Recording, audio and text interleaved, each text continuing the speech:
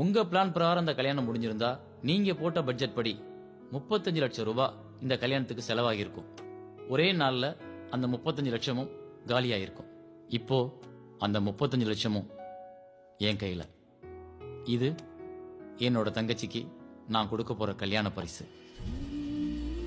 இந்த பணத்தை என் தங்கச்சி பேர்ல பேங்க்ல போட்டிருக்கேன். மாப்பிள்ளைக்கு பிடிச்ச தொழில் விவசாயம்னு சொன்னார். அவர் பேர்ல பொள்ளாச்சிக்கு பக்கமா ஒரு 25 ஏக்கர் நிலம் 5 வருஷம் லீஸுக்கு ரெஜிஸ்டர் பண்ணியிருக்கேன். இது அதுக்கான அக்ரிமெண்ட். அவர் உழைப்புல 5 வருஷம் கஷ்டப்பட்டா அதை அவரே சொந்தமாக்கிக்கலாம். பிடிச்ச தொழிலும் அன்பான குடும்பமும் அமைஞ்சிட்டா யாருடைய வாழ்க்கையிலையும் பிரச்சனைகள் வராது. பொருளாதார ரீதியா வர்ற பிரச்சனைகளால தான் நிறைய குடும்பங்கள்ல டைவர்ஸ் வரைக்கும் போகுது.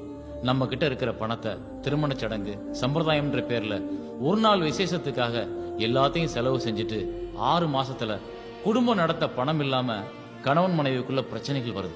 அந்த ஆரம்பம் தான் அடுத்தடுத்து அவங்களுக்குள்ள கேப் போறதுக்கு காரணமா இருக்கு. ஒண்ணு நிம்மதி இல்லாம வாழ்றாங்க, இல்லனா கல்யாணம் செஞ்ச கொஞ்ச நாள்லயே பிரிஞ்சிடுறாங்க.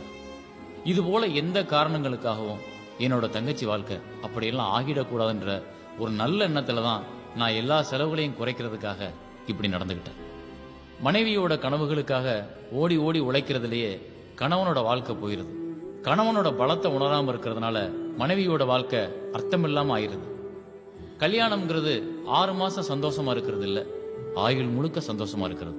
50 வயசுக்கு அப்புறம் தான் உண்மையான காதல் கணவன் மனைவிக்குள்ளே ஸ்டார்ட் ஆகுது. அது வரைக்கும் அவங்க தாக்கு பிடிக்கிறதுக்கு 2 பேருக்கு அண்டர்ஸ்டாண்டிங் ரொம்ப முக்கியம். அந்த 50 வயசை எட்டுறதுக்குள்ள ஏகப்பட்ட சோதனைகள் வருது. அதை நீங்க கடக்கிறதுக்கு பணம், தொழில் இதெல்லாம் ரொம்ப முக்கியமா இருக்கு.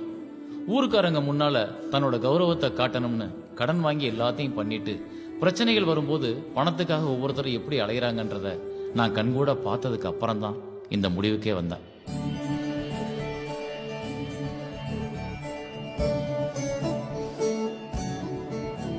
கணவன் எல்லாம் செஞ்சிருவான்னு நினைக்காம அவனோட வருமானத்தை வச்சுக்கிட்டு என்ன செய்ய முடியும்னு தெரிஞ்சு தேவைகளுக்கு ஏற்ப திட்டமிடுற மனைவியா நீ இருக்கணும்.